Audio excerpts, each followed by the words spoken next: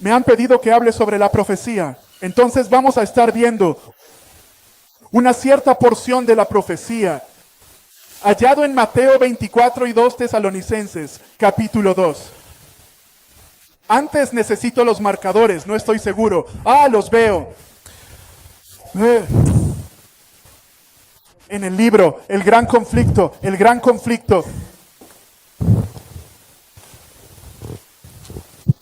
conflicto, página 371. Elena G. de White. La importancia de la profecía.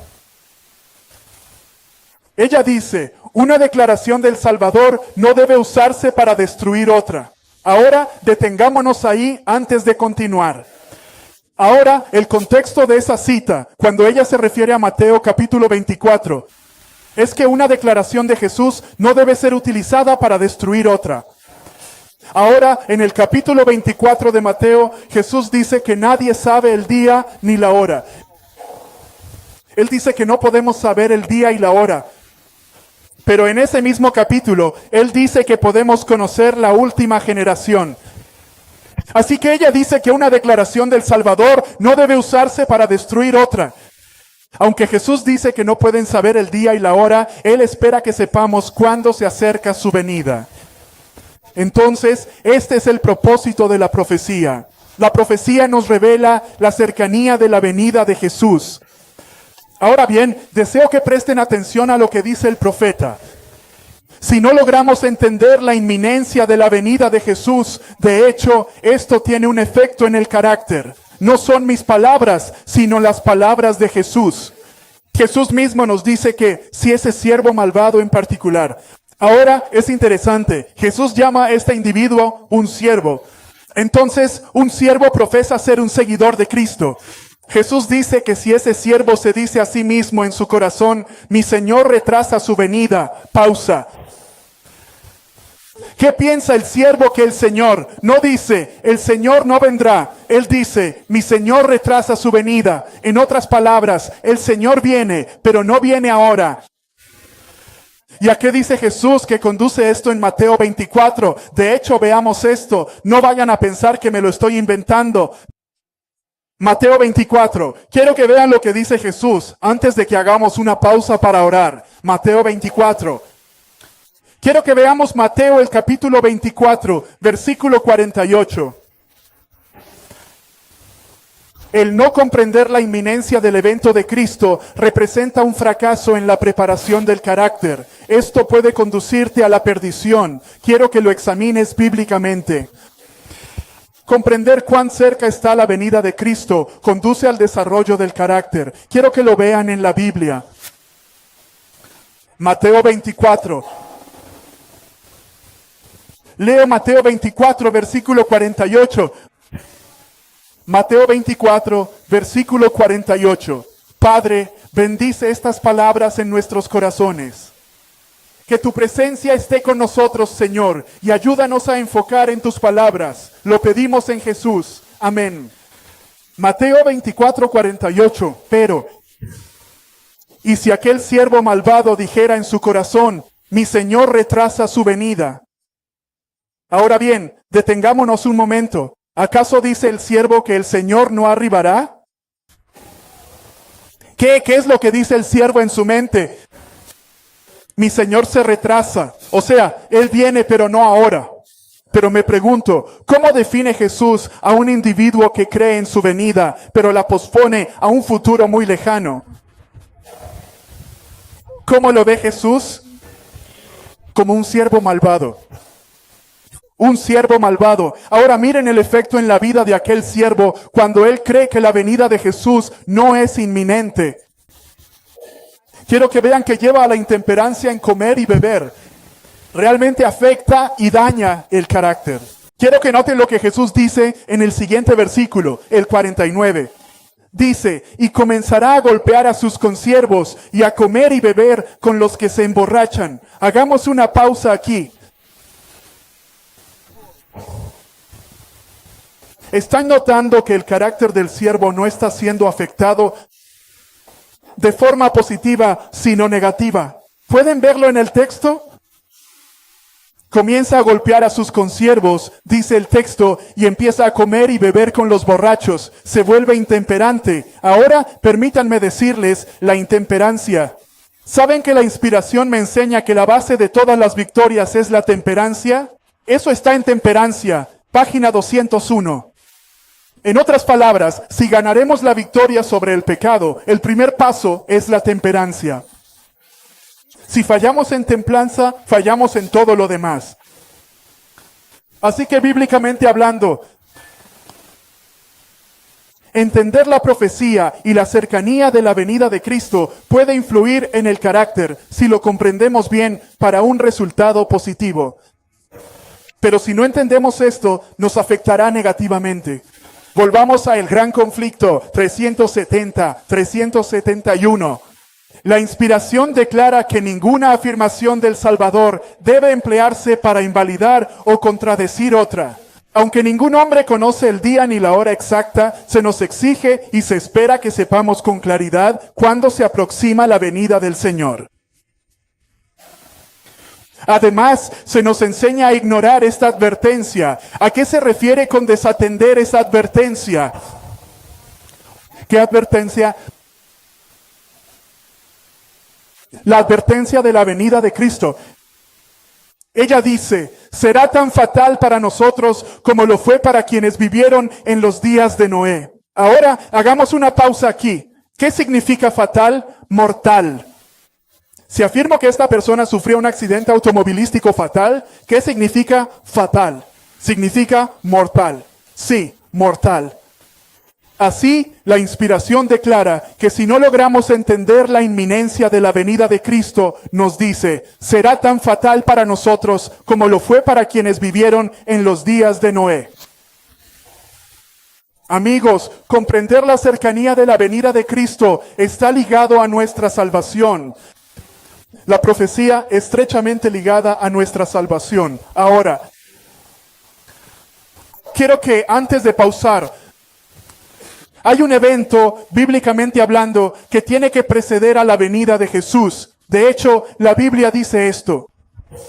La Biblia emplea la palabra griega parusía. ¿Saben qué significa este término? Ahora, si hablas con un testigo de Jehová, él usaría la palabra parusía. Es griega. No, cerca, pero no. ¿Qué es? Ok. Pero esta palabra, parusía, descubrirán que se usa para Cristo, parusía, la misma palabra exacta, parusía, pero también se usa para Satanás. Regreso. De hecho, en contexto, la palabra parusía siempre se usa en relación con la segunda venida de Jesús. Verán que cuando Pablo les escribe a los tesalonicenses, él habla de la parusía de Cristo y luego menciona de nuevo que nadie los engañe con respecto a la parusía. Continúa mencionando la parusía y luego, de hecho, en 2 Tesalonicenses sigue diciendo que Satanás también debe tener una parusía. Satanás debe tener un segundo regreso, una segunda venida. Queremos analizar eso y ver bíblicamente al analizarlo. Ver lo que dice Elena G. de White y luego observar lo que está ocurriendo en Estados Unidos, lo cual indica que esa parusía, la llamada parusía, la parusía falsificada, está a punto de suceder. ¿Han oído hablar de Alice Bailey y Blavatsky? ¿Las conocen? Cuando Dios levantó un profeta, Satanás levantó uno satánico. Blavatsky tuvo una estudiante, Alice A. Bailey. ¿Saben que Satanás le reveló a Blavatsky y a Bailey que él va a tener una parusía, por así decirlo? ¿Saben que de hecho mencionaron aproximadamente la fecha en que él planea hacer su aparición como Cristo? Muy interesante, fue escrito por Alice A. Bailey, el año exacto que Satanás le había comunicado que esperaba hacer su aparición en este mundo. Y saben que para el mismo año que Satanás le reveló, el escenario hoy está perfectamente preparado para que Satanás aparezca. Mike Johnson acaba de hacer algo hace un par de días. Cristianos de América han ido a Jerusalén por las llamadas novillas rojas que están a punto de ser ofrecidas. Y podrías decir, ¿de qué demonios estás hablando? Mira, te digo, eso no es bíblico, pero los evangélicos le han dado una cierta interpretación a las escrituras que implica que el Mesías, cuando regrese, refiriéndose a Jesús, debe aparecer en Jerusalén. Les mostraremos, todos dicen eso, y todos dicen que debe suceder ahora. Esto está en el tomo 5 de los Testimonios, página 451. Tomo 5, 451. Escuchen a la sierva de Dios. Ella hablará acerca de la ley dominical nacional, es decir, la ley o la unión triple que tiene que llevarse a cabo entre los protestantes apóstatas, el catolicismo romano y el espiritismo. Esta es la unión triple. Ella habla de que América repudiará cada principio de su constitución como una república, como un gobierno republicano. Y luego menciona que al ver esta unión triple de América, la América protestante apóstata con el papado y el espiritualismo, al ver esta unión triple, ella dice que debemos comprender que algo está a punto de ocurrir.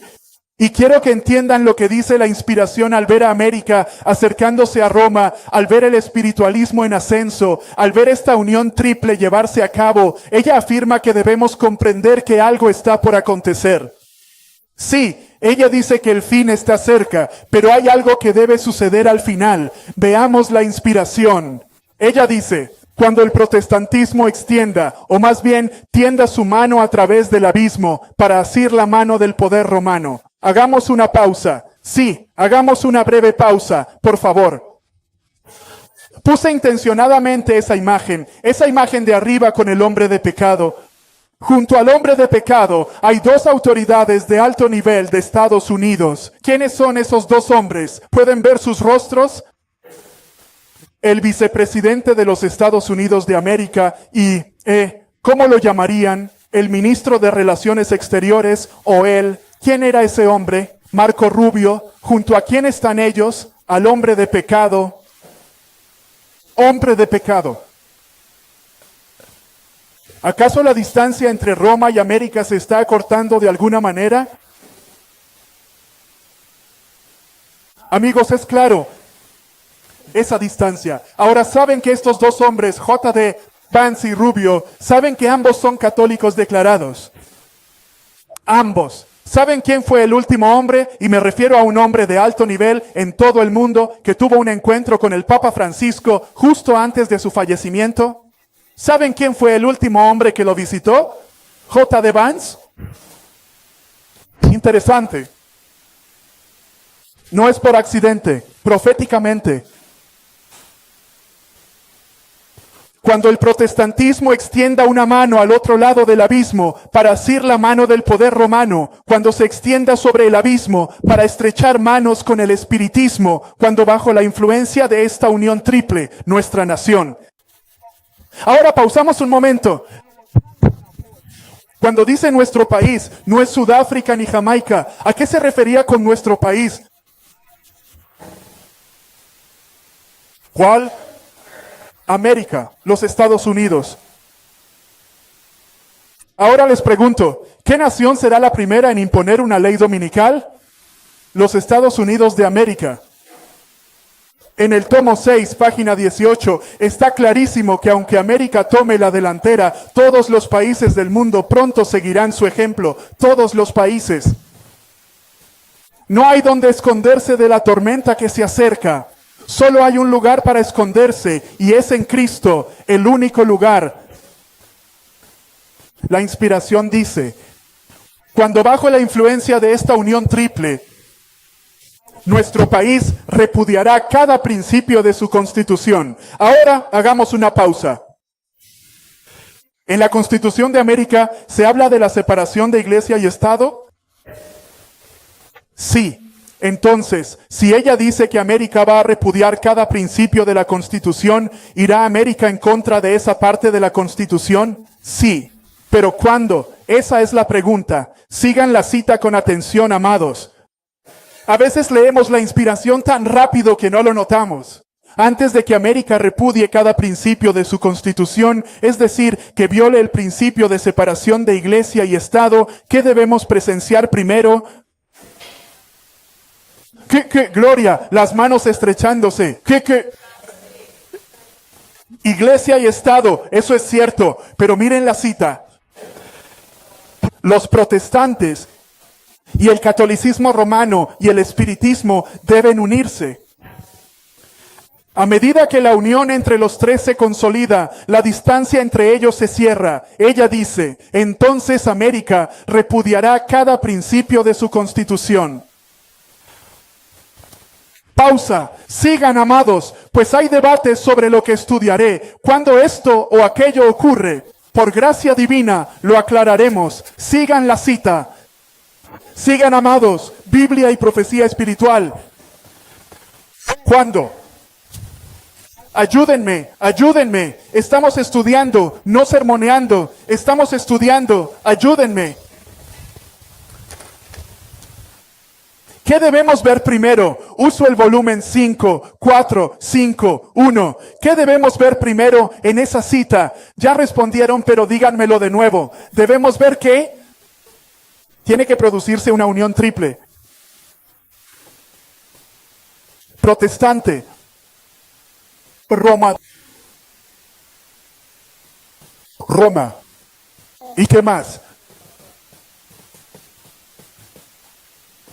Ayúdenme. Cuando la distancia entre estos tres se reduzca, ¿qué hará América? Repudiar cada principio. ¿De su qué? De su constitución. La constitución establece la separación de la iglesia y el Estado. Si repudia esa constitución, ¿qué han hecho la iglesia y el Estado al reducirse la distancia entre estos tres? ¿Qué ha hecho ahora América? Unen iglesia y Estado. Si se han unido, ¿qué ha hecho América? La imagen se forma, pero ¿qué ha hecho América? Recuerden, hombre y mujer. Iglesia, mujer, hombre. El Estado y la iglesia se unen. ¿Qué tiene que pasar? Los protestantes de América deben dar a luz el hijo del papado. Así que al ver esto, entendemos que América, al acortarse la distancia, repudia su constitución imponiendo ¿qué? Ha impuesto el domingo. La ley dominical se ha aplicado. Amigos, pueden corregirme, pero solo estoy siguiendo la cita hasta ahora. Al unirse estos tres, América repudia cada principio de su constitución, lo que une iglesia y Estado. Si la iglesia y el Estado se unen, se impuso una ley dominical. Entonces ella dice, sigan la cita tal como se presenta, y tomará medidas para la propagación de falsedades y engaños papales. Simple, falsedades papales, engaños, el domingo. De ahí viene el domingo del papado. Observen. A esto lo llamo A. A esto lo llamo B y a esto lo llamo C. ¿Qué debe pasar al unirse estos tres y aplicarse la ley dominical? ¿Qué debo ver luego? Ella afirma que cuando observe esto, debo entender algo, pero también debo anticipar algo. Ella dice, entonces, ¿cuándo exactamente va a ocurrir todo esto? Cuando estos tres se unan y como resultado den a luz una ley dominical, ¿qué es lo que debo saber entonces? Entonces, ¿podremos saber que ha llegado el momento? ¿El qué? Tiempo. El tiempo ha llegado para la obra maravillosa de Satanás y que el fin está cerca. ¿Qué? ¿Qué es lo que debo esperar en este punto? La maravillosa obra de Satanás. Y debo notar a qué hemos llegado, a qué llegamos. Al fin. Amigos, el estudio de esta cita resuelve todo debate. Cada vez que nos llaman o escriben, ¿cuándo? Lean la profecía espiritual, es muy clara. Pero amigos, es posible que aún no capten de qué estamos hablando. Cuando mencioné la obra de Satanás, muchos dijeron espiritismo. Pero deben entender que ella ya ha mencionado el espiritismo. Entonces esta obra maravillosa de Satanás no puede ser espiritismo. Ella debe estarse refiriendo o aplicando a algo diferente y no meramente al espiritismo. Y aquí es donde quiero enfocar mi estudio. Sé que se me acaba el tiempo. Quiero centrar mi estudio en la obra maravillosa de Satanás. ¿Qué es esta obra de Satanás? Elena G. de White, sobre este capítulo, anima a los ministros a explicar estas profecías a sus instruidos según Obreros Evangélicos 148. Ella dice que Mateo 24 se le presenta una y otra vez. Dios se lo muestra sin cesar. Mateo 24, 24, 24. Ella repite, Mateo 24 se me ha presentado como algo que debe ser llevado a la atención de todos. Que los ministros y los maestros expliquen estas profecías a aquellos a quienes instruyen. En otras palabras, Dios quiere que comprendamos con claridad el capítulo 24 de Mateo. Ahora, quiero que observemos Mateo 24. Lo que deseo analizar específicamente es, estamos viendo esto, pero mi enfoque es la obra maravillosa de Satanás. Este es mi enfoque, la obra maravillosa de Satanás. Mateo 24 habla de la obra maravillosa de Satanás, pero no usa esas palabras, no las verás allí. Pero el concepto se encuentra en el capítulo 24 de Mateo. Pero solo quiero que observen lo que tuvo lugar durante la primera presidencia de Trump. Algo realmente ocurrió. Escuchen, no van a ver ninguna conexión ahora con lo que estamos estudiando, pero a medida que avancemos, la verán. Trump hizo algo que fue el resultado de la presión de los evangélicos, lo que provocó que lo hiciera. Quiero que observen lo que hizo. Si ustedes vieron esto, cuando Trump era presidente, en su primera presidencia, trasladó la embajada de Tel Aviv a Jerusalén. Quizás digan, ¿qué tiene que ver esto con algo? Veamos, Dios, en su misericordia, atrasó una crisis. Quiero que vean, no esto, quiero que vean lo otro. ¿De dónde viene este artículo? CNN. Dice, mientras veía a Donald Trump anunciar que Estados Unidos reconocería Jerusalén como capital de Israel y trasladaría la embajada a esa ciudad, solo podía pensar en una cosa. Mi grupo bíblico juvenil de secundaria, de adolescente en los 70, asistía a una iglesia bíblica, una congregación no confesional que se enorgullecía de su devoción exclusiva a las Escrituras. Leíamos la Biblia constantemente, en estudio personal y en clases. Escuchábamos atentamente. Escuchábamos sermones dominicales de 1 hora. La Biblia no era solo guía de piedad, sino que revelaba el plan de Dios para la historia. Escuchen. A través de ella aprendimos cómo Dios había obrado en el pasado y lo que haría en el futuro. Continuemos. Central al plan era Jerusalén, ciudad de paz, morada divina. Era especial para los judíos porque fue el hogar de Abraham y David. Y era especial para nosotros porque fue donde Jesús murió y resucitó. Creíamos que al final Cristo regresaría a Jerusalén. Y a Jerusalén para gobernar como su monarca.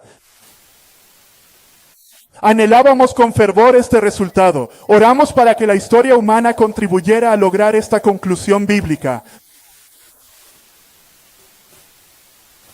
Ayúdenme, por favor. ¿Qué creen los evangélicos? ¿O qué es lo que ellos? Según lo que leemos, ¿para qué creen que el movimiento de Trump ha preparado el camino? Al menos en sus propias mentes. La venida de Cristo. ¿A dónde? Jerusalén. Jerusalén. Amigos, algunos adventistas creen que Cristo estará en Jerusalén. En la Jerusalén literal Creen que los mares se abrirán y Dios causará un éxodo de los supuestos adventistas del séptimo día. Sí. Ellos. Un gran engaño. Ahora, esto revelará algo que está pasando. Esto es reciente. Les mostré un clip y artículo viejos, pero esto fue hace un par de semanas. Este año, Mike Johnson fue a Jerusalén. Ellos tienen la creencia de que va a suceder. No sé cómo llegan a esa conclusión bíblica, pero de algún modo encuentran ciertas escrituras y las tergiversan para creer que novillas rojas serán sacrificadas, que el templo será reconstruido y que entonces Jesús regresará a Jerusalén. Pues bien, Mike Johnson también tiene esta creencia.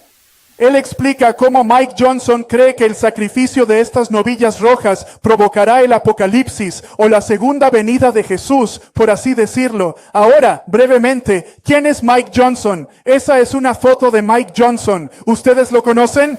Es el presidente de la Cámara, el tercer hombre más poderoso de América. Ahora, Mike Johnson dijo, si pueden ver la fecha. Esto fue el 14 de julio de 2025. Johnson dice que los votantes han sido engañados. Este año, esa religión, así han sido engañados. La religión debe estar separada del gobierno. La pregunta es, ¿Mike Johnson está a favor de la unión de la iglesia y el Estado? Sí, continuemos. Esto salió a la luz el otro día. No puse la fecha aquí, pero es algo reciente. Esto viene de MSN. Parece extraño. Lo estoy trayendo de vuelta. El presidente de la Cámara, Mike Johnson, afirma que él, de manera individual, destruirá la separación de la iglesia y el Estado. Él dice que por sí solo eliminará la separación de la iglesia y el Estado y habrá unión.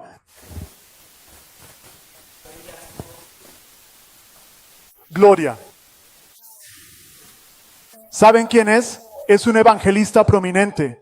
Si la gente lo comprende. Ahora simplemente no tuve tiempo de cortar su clip donde él se expresó muy firmemente desde su púlpito afirmando que la iglesia tomará el gobierno por la fuerza. Pero él estaba en Jerusalén y solo quiero que escuchen la mentalidad de este nacionalista cristiano. Escuchen. Pero saben, sin importar si la gente lo entiende o si le gusta o lo aprecia, va a suceder. Ya están en proceso de practicar y celebrarán la ceremonia de la novilla roja. Esto propiciará el tercer templo y muchos más tiempos finales de los que la gente prefiere no hablar. Nos gusta creer que tenemos 50 años más, pero no es así, se los aseguro. Y con Trump en el poder, él está acentuando lo que está pasando. Para bien, Porque proféticamente él viene, toma Gaza, reubica a sus habitantes y Dios llama al pueblo judío de vuelta de todo el mundo. Realmente es una época de grandes cambios. Por eso cuando Jesús dice, alzad vuestros ojos, la redención se acerca, estoy en el lugar donde ocurrirá. Sí. Le recuerdo a la gente, pueden criticar a Israel, pero donde estoy, detrás de ese muro en el monte del templo, es donde Jesús regresará, no a la Casa Blanca, sino a Jerusalén. Así que hay algo verdaderamente trascendental a nivel espiritual en esta tierra. Sí, ¿oyeron al hombre? Que Jesús regresa aquí. Dice, miren este muro detrás de mí, aquí es donde Jesús vuelve. Literal. Romanos 2. Segunda de Tesalonicenses. Quiero que veamos el capítulo 2, versículo 1 de Tesalonicenses. Ahora os rogamos, hermanos, por la parucía de nuestro Señor Jesucristo y nuestra reunión con Él, que no os turbéis fácilmente en vuestro modo de pensar, ni os conturbéis, ni por espíritu, ni por palabra, ni por carta nuestra, como si el día del Señor estuviera cerca. Versículo 3. Que nadie os engañe de ninguna manera, porque ese día, la venida de Cristo, no se producirá sin que antes tenga lugar una apostasía y sea revelado el hombre de pecado, el hijo de perdición. Versículo 4.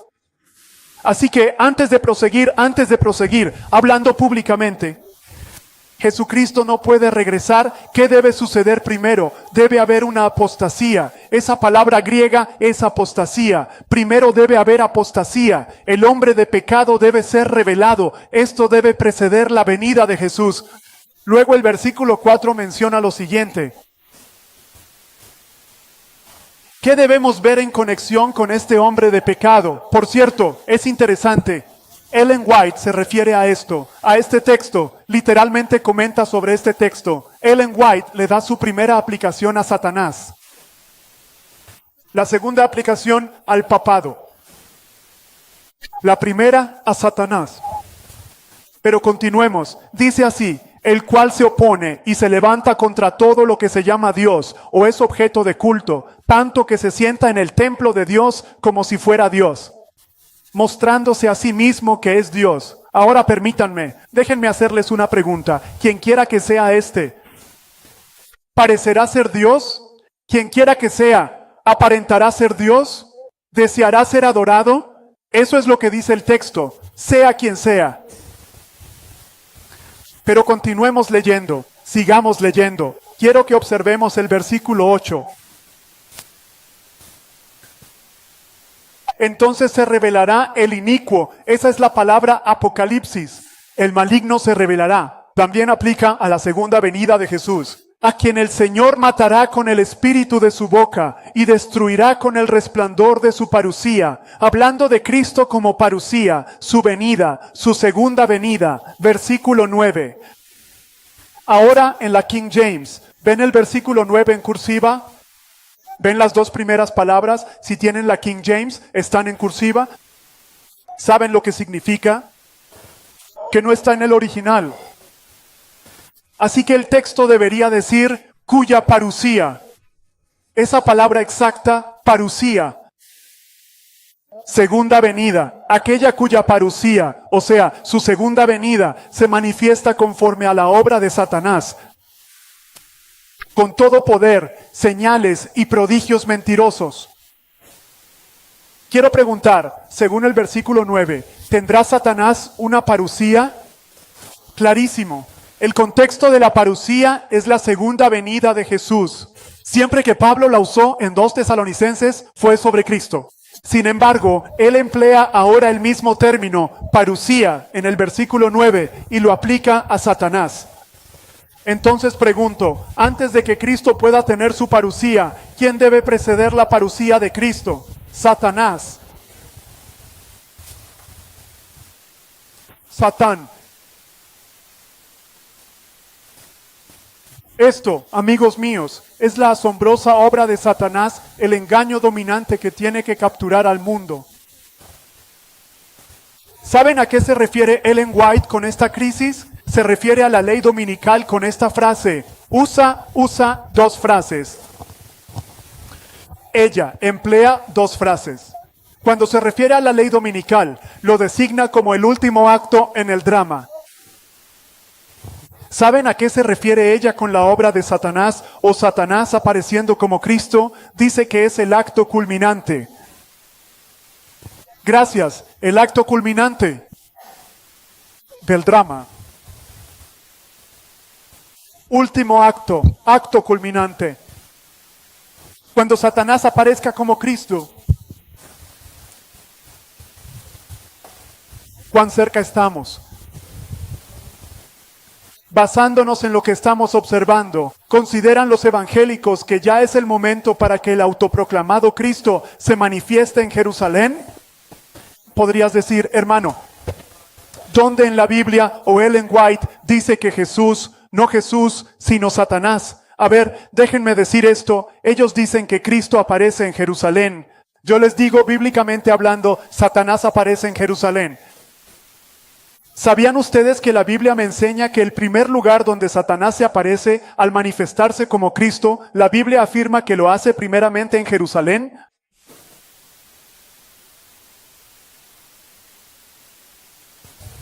Acompáñenme a Isaías 14 en su Biblia. Probemos eso. Rápido, rápido, rápido. Mi tiempo se agota. Casi tengo 5 minutos. Isaías 14. Isaías 14. Quiero que veamos Isaías capítulo 14, versículo 14. Ascenderé. Para el contexto, comencemos en el versículo 12. Versículo 12. El versículo 12 dice, ¿cómo caíste del cielo, oh Lucifer, hijo de la mañana? ¿Cómo caíste por tierra, tú que debilitaste a las naciones? Versículo 13, ¿de quién hablamos? Versículo 12, ¿de quién? ¿Quién? Satanás, Lucifer. Ahora miren el versículo 13, porque en tu corazón dijiste, ascenderé hasta el cielo, exaltaré mi trono sobre las estrellas de Dios. Miren, ahora recuerden, Él se sentará en el templo de Dios, mostrándose a sí mismo como si fuera Dios. Miren la siguiente parte del versículo. Satanás dijo, yo me sentaré. ¿También dónde? ¿Sobre el monte de qué lugar? ¿Dónde quiere sentar? Dice que quiere sentarse en el monte de ¿dónde? De la congregación, es decir, donde la congregación se reúne a adorar. Pero ¿dónde está este monte? Sigan leyendo. ¿Dónde se encuentra? Está en el versículo. ¿Dónde? Sí, díganme lo que dice el texto. ¿Dónde está el monte de la congregación? A los lados del norte. Así que este monte es el monte. ¿Dónde? Hacia el norte. Es una montaña donde se lleva a cabo la adoración. Pero es específicamente el monte del norte. ¿Me siguen? La Biblia dice esto. Vayan al Salmo 48. Salmo 48. Rápido, el tiempo. Salmo 48. Salmo 48. Deseo que veamos los versículos 1 y 2. Grande es el Señor y en gran manera digno de alabanza. Es el 48:1. Grande es el Señor y digno de suprema alabanza en la ciudad de nuestro Dios, en su santo monte. Así que Dios es alabado en su santo monte, en una ciudad. Versículo 2. El texto dice, hermosa por su situación. El gozo de toda la tierra es, ¿cuál monte? ¿Qué monte? El monte Sión. Pero, ¿dónde se encuentra este monte Sión? A los lados del norte. Entonces, ¿me pueden decir qué monte se encuentra al norte? ¿Qué monte está al norte? El monte Sión. Pero ayúdenme, el texto no ha terminado. Continúa. Qué hermosa situación. El gozo de la tierra es el monte Sión. Fíjense en el lado norte. ¿Qué hay dentro del monte Sión? Sí, ¿qué se halla en el monte Sión?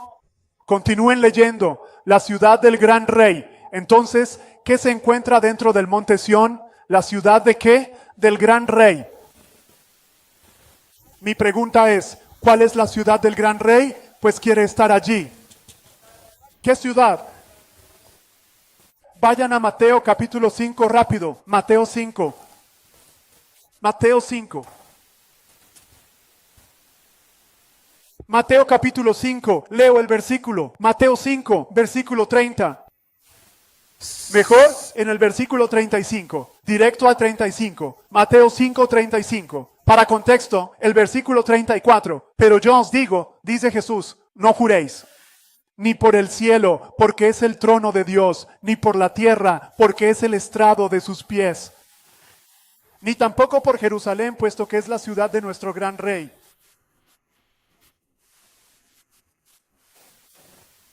¿Qué es esto, el gran rey? Jerusalén. Díganme algo. ¿En qué lugar preciso de Jerusalén debe aparecer Satanás?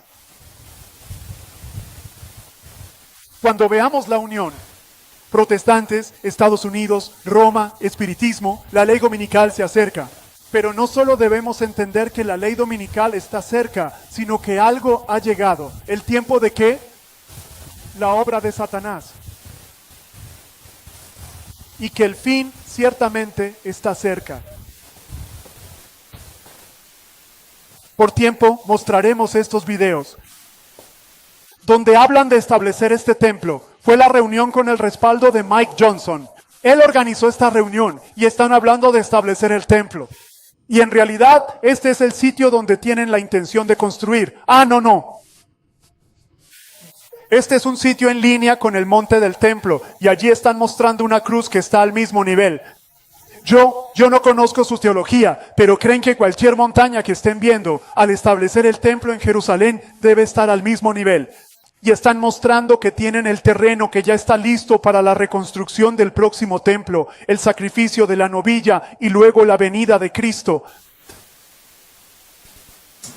Como pueden ver aquí, esta es una foto desde la montaña, ¿de acuerdo? Entonces se encuentra al mismo nivel que el templo, como la parte delantera del lugar santísimo. Así que ya tenemos las vacas y el terreno. Estamos listos. El gobierno israelí te autorizó a traer tus 5 mascotas, que nunca tuviste en tu jardín como hace la mayoría. Como él dice, están en Silo. ¿Y qué ciudad bíblica de Cisjordania visitó Mike Johnson? Bueno, echemos un vistazo. ¿Quién es ese turista estadounidense con la camisa azul y los pantalones caqui de allí? Ahí está, el presidente de la Cámara, Mike Johnson. ¿Dónde está Johnson? ¿Y la multitud? En Silo, viendo las novillas. Ver novillas. ¿Se dan cuenta, amigos? Esta gente va en serio. Lo que estamos presenciando, ya sea que crean o no que estamos en los tiempos finales, es que el movimiento del tercer templo entre los judíos se esfuerza por seguir los mandatos bíblicos para la venida del Mesías. El movimiento del tercer templo entre los cristianos evangélicos se debe a que ellos creen que esto de alguna manera invitará al fin de los días, que esto crea un espacio para que Cristo pueda regresar y finalmente vencer el mal. Y así, al establecer el escenario de formas muy específicas, recomiendo que la gente visite el sitio web del Instituto del Templo y vea los preparativos. Amigos, como ven, los judíos creen haber rechazado la primera venida de Cristo. Creen que una vez establecido el templo, el Mesías vendrá. Los evangélicos creen que Cristo, el Mesías, vuelve por segunda vez. Y hasta el Islam cree, según lo escrito en su Corán, que Jesucristo aparecerá por segunda vez. Y también creen que se manifestará en Jerusalén. Todas las religiones están preparadas para esta gran decepción final. Todas ellas. Quiero mostrar un clip más y luego concluir. Pronto veremos la construcción del tercer templo en Jerusalén. La mesa de pan está lista. La menorá, las piezas de oro y el tercer templo están listos. Recientemente, el Sanedrín, autoridad religiosa judía, convocó a todos los judíos a regresar a Tierra Santa, listos para edificar el tercer templo.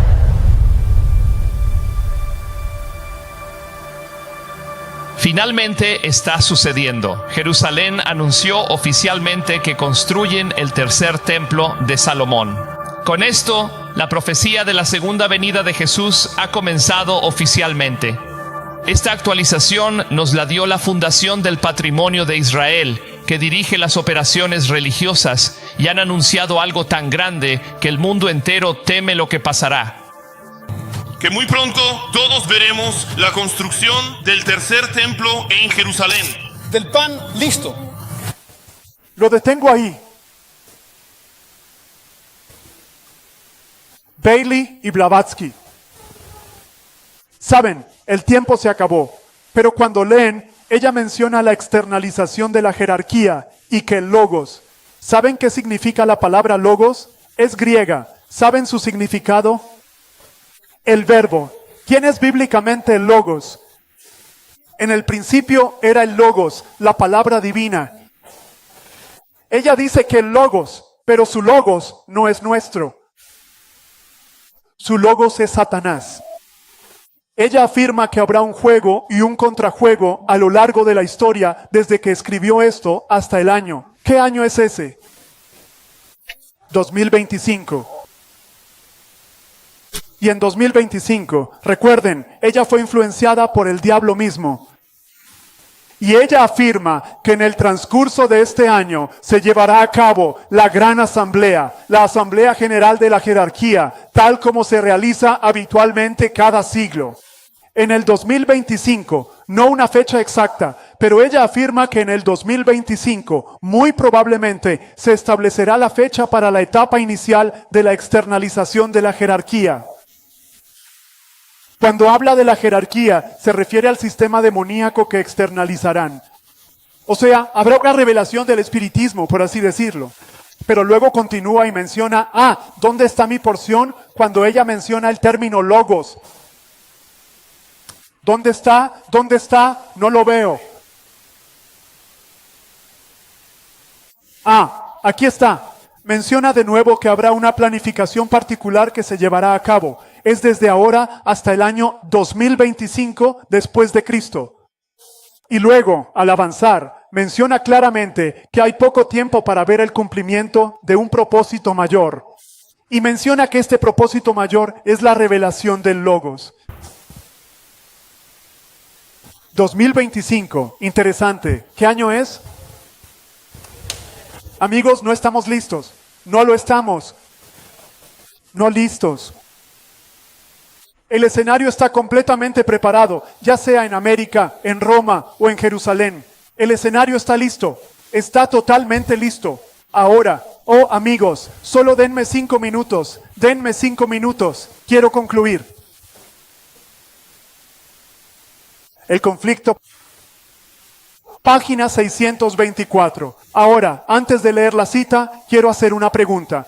Déjenme salir de esto. Quiero preguntar, ¿cuándo aparece Satanás como Cristo? No estoy hablando de fechas, no fechas. Digo proféticamente, ¿aparece Satanás antes de la ley dominical o aparece Satanás después de la ley dominical?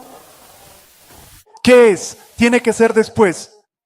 Vimos la secuencia que ella nos da en el tomo 5, pero no solo eso, no tengo tiempo, se me acabó el tiempo. En Mateo 24, Jesús dice que habrá una gran tribulación sin precedentes. Él dice que si esos días no se acortan, nadie se salvará. Luego, al presentarnos la gran tribulación, el gran tiempo de angustia, el siguiente versículo dice, tras introducir la gran tribulación, dice que si alguno dice, sí, es Cristo, dice, no lo creáis, porque se levantarán falsos Cristos. Entonces, ¿cuándo esperamos al falso? El logos, o como Ellen White lo llama, el acto culminante, solo al entrar en la gran tribulación, que esperamos que Satanás aparezca como Cristo. Y sabemos lo que dice cuando aparece como Cristo, que la razón por la que estos juicios caen es, si tuviéramos tiempo, se lo probaría. Podría probar bíblicamente en cuál plaga Satanás aparece como Cristo, usando solo la Biblia. Y Ellen White lo afirma en el gran conflicto, la plaga exacta en la que Satanás se presenta. Y él afirma que la razón por la que estos castigos están sucediendo es porque esta pequeña compañía no guardará el día domingo. ¿Saben de qué manera esto encoleriza al mundo contra ese pequeño remanente? Amigos, por eso se llama el tiempo de angustia de Jacob ahora. ¿Estamos listos para esto? Escuchen. Como el acto más importante en el gran drama del engaño, el mismo Satanás se hará pasar por Cristo. La Iglesia ha profesado por mucho tiempo el advenimiento del Salvador como la consumación de nuestras esperanzas. Ahora el gran engañador hará parecer que Cristo ha venido. Ahora Ellen White, al hablar de esto, no identifica un lugar específico, sino distintos puntos de la tierra. Ella dice, en diferentes partes de la tierra, Satanás se manifestará entre los hombres como un ser majestuoso de brillo deslumbrante, semejante a la descripción del Hijo de Dios dada por Juan en Apocalipsis. La gloria que lo rodea es insuperable por todo lo que los ojos mortales han visto hasta ahora. El clamor de triunfo resuena en el aire. Cristo ha llegado. Cristo ha venido. Las personas se postran en adoración ante Él y Él alza su mano para pronunciar una bendición sobre ellas, tal como Cristo bendijo a sus discípulos cuando estuvo en la tierra. Su voz es suave y apacible, sin embargo, está rebosante de melodía. En tonos suaves y compasivos, presenta las mismas verdades celestiales de gracia que el Salvador pronunció. Él sana las enfermedades del pueblo y, asumiendo el carácter de Cristo, proclama haber transformado el día de reposo al domingo, mandando a todos, sí, a todos, que santifiquen el día que Él ha bendecido. Él declara que quienes insisten en guardar el séptimo día blasfeman su nombre al rehusarse a escuchar a sus ángeles enviados con luz y verdad. Esta es la fuerte, casi abrumadora ilusión, este engaño tan poderoso. Amigos, cuando leen sobre los eventos de los últimos días, la inspiración dice que los santos, están casi, se le llama un engaño abrumador, los santos están casi hipnotizados, por así decirlo. Ella dice que los santos estaban casi hipnotizados por la desaparición de Cristo, casi hipnotizados. Ella dice, ¿qué los salvó? Se escucha una voz del cielo que nos dice, mirad hacia arriba. Literalmente, ángeles son enviados para protegerlos y hablarles. Mirad, como si sus ojos fueran atraídos.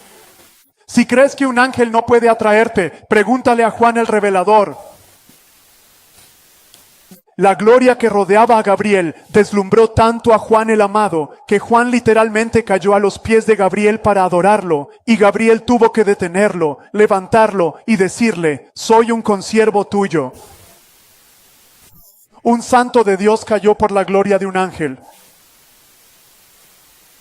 Amigos, no entendemos la gloria ni el uso, creemos poder resistir. Amigos, si no estamos anclados en Cristo y vencemos el pecado, no nos mantendremos firmes.